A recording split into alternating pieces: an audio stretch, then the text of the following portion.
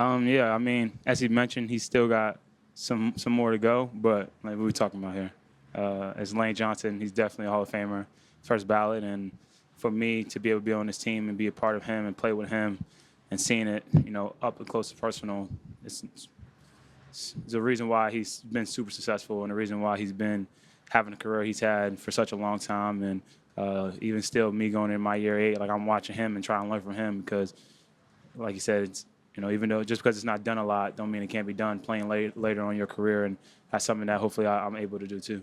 Saquon, were you able to talk to Derrick Henry this offseason about coming off a 2,000-yard year and what he did to preserve his body, so to speak?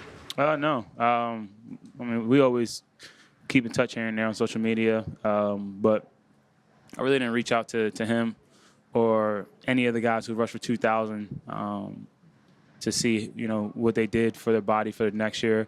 Kind of got a great team here, whether it's, my team within the organization and in the building or outside of this building, and just, follow the game plan that they mapped out for me this offseason, and I'm going to continue to follow that game plan throughout the season.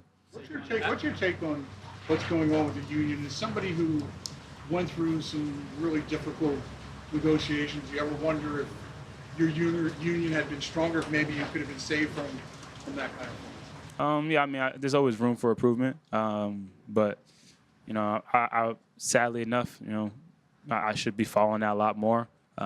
Just kind of been focused on a lot of other things right now, but that's the beauty of training camp. That's definitely going to be a conversation that comes up at the lunch table, and be able to learn more about it, and then give you a better answer and have a better opinion on it in probably in a couple of days. Do you feel like? I'm sorry, just one quick thought. Do you feel like that you were impacted at all by a weak union when it came to your position and the things you went through? That's a tough question. Yeah, that's kind of in the past, but if I had to go backwards in my life and kind of play out what happened with the running backs and the franchise tags and kind of how all that operated, I definitely do think there's something a little fishy within there, but that's in the past, and everything worked out for the best, to be honest. Saquon, after everything you accomplished, this team accomplished last year, how do you mentally turn the page and move on with this start? I don't we get asked that question a lot, like how do you mentally turn the page, and it's kind of easy. It's the nature of this game, it's the nature of this business, is what have you done for me lately?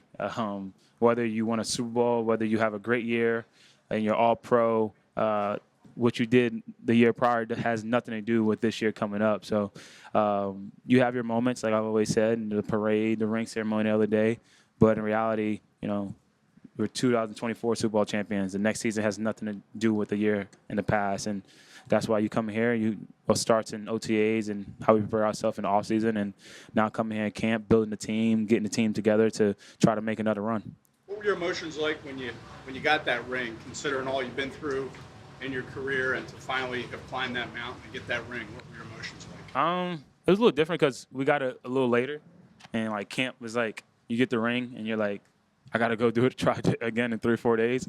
But it was cool. It was cool to see the moment and opening it up. It definitely puts a smile on your face. Howie asked me what's better, the confetti or the ring. I think I'm probably gonna go with the ring. It's not something that, I'm not really a guy that's going to walk around with it all the time, but it's a beautiful thing that you have, and any single time someone talks about that year, you have something to show, not just a Lombardi, a ring for it too, and it brings all those guys together. We got to see Kenny, Chauncey, a lot of those guys that were with us last year and is on different teams, but to be able to have that moment with them and experience it all together made it even more special. A lot of your teammates spoke about your leadership last year, despite the fact that it was your first year, you didn't have to see your chest. Is that something that you want, or do you think it matters? That status? No, I don't think it really matters. When we really break it down, everybody who had a C is pretty much back, besides BG. So that's a role for a guy on defense to step up and get it. Even before, I've had C's in. I remember one time we had a C in New York, and we gave too many C's, and only like six of us could wear it, and I didn't really care to wear it. It's not like it don't do nothing for me, to be honest. the only thing it does, like you see that your teammates vote for you and you get that respect, but they show respect in other ways too. So no matter what, if it's on my chest or not, I know it's my role and my duty to go out there and lead and help this team perform at a high level. You study the history of the game. Why do you think it's so tough for a 2,000-yard rusher to do that again? Why is it so tough for a 2,000 rusher to do it again? Any of them, just Because it's hard to do it in general. There's only 9 of us that's ever done it. I got to sign a helmet the other day where it was every 2,000-yard rusher. And the crazy thing is, like, that will never be able to happen again with OJ passing away. So the reason why it's hard to do it twice because it's hard to do it the first time. And it's a crazy thing to even mention with those guys. But for me, it's not 2,000 yards is not the goal. It's winning Super Bowl and going out there and performing at a high level. And I didn't come in with the mindset last year to rush for 2,000 yards. It kind of just happened. So just stay in the moment, take care of the little things, be consistent with my process, and be obsessive with my process, and make sure nothing's non-negotiable. And if it's in the cards again, it is. If it's not, it's not. After the year you had, you saw the way the Chiefs defended you in the Super Bowl. Defensive coordinators have had a whole off season seeing what you did. How do you think you're going to be defended this year? I don't know. The Chiefs did a really good job. Every time I go back and I watch that game or even see clips of it, I was in hell for sure. But the beauty of playing for the Philadelphia Eagles, we have a lot of great guys around us also. So whatever teams want to do, it's kind of pick your poison. And I think they're going to – every week is going to be a new week, and they're going to defend us differently. But the main thing is winning football games. So whatever we got to do that, we're going to try our best. Just along those lines, having 10 of the 11 guys, starters back and everything, like how much does that help you guys? Like, do you want to diversify the offense, or do you want to just, keep it the way it is? Like, how much does it help having all these guys back? It definitely helped, man. I mean, Steen didn't start, or whoever our right guard is going to be didn't start.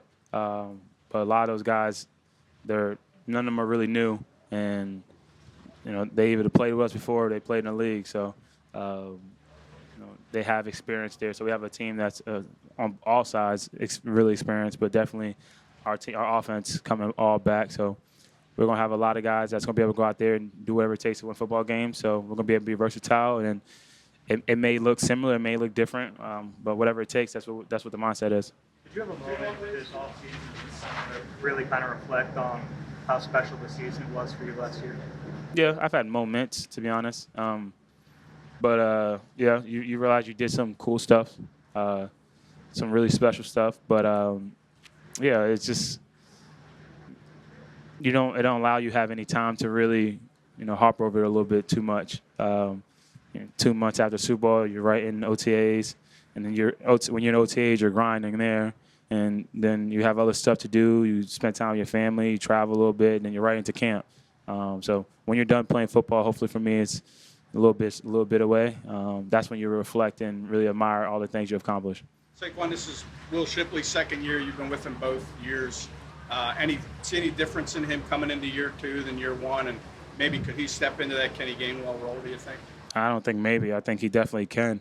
He's a really good back. Great hands, great feet, can run routes. Smart. He always was smart. He's, hate to say this, he's probably the smartest back in the room. It kind of pisses me off how smart he is, to be honest. But he keeps me young, I guess you could say, because you always got to find somebody to go out there and compete with. And he's one of those guys, whether it's in OTAs or whether it's in drills or on the field, you want him to go out there and perform at a high level because it's only going to push you and make you go out there and perform too. So super excited for him and all the guys, AJ, all of them, the young guys we got to see what they're able to bring. And that's the beauty of camp. You get those guys go out there and get some reps, whether it's here or whether it's in preseason games, and be able to create a name for themselves.